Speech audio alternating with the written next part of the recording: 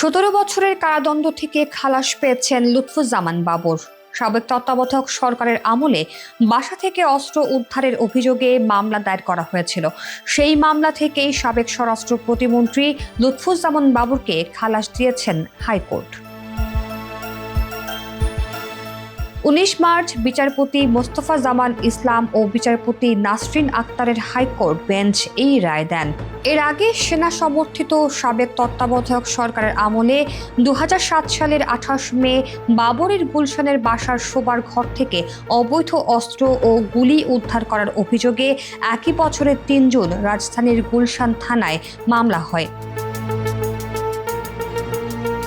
বিচার শেষে একই বছরের 30 অক্টোবর ঢাকার মহানগর 9 নম্বর বিশেষ ট্রাইব্যুনাল আদালত বাবরকে 17 বছরের কারাদণ্ড দেন। এই রায়ের বিরুদ্ধে তিনি হাইকোর্টে 2007 সালেই আপিল করেন। সেই আপিলের শুনানি শেষে বুধবার রায়ের জন্য দিন রাখা হয়।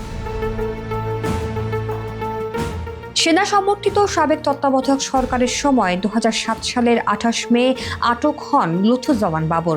সেই থেকে প্রায় 17 বছর কারাবন্দী ছিলেন বিএনপির এই নেতা। এরপর বিভিন্ন মামলায় তার দণ্ড হয়। সেই সব মামলা থেকে খালাস ও জামিনের পর 16 জানুয়ারি ঢাকা কেন্দ্রীয় কারাগার থেকে মুক্ত হন তিনি।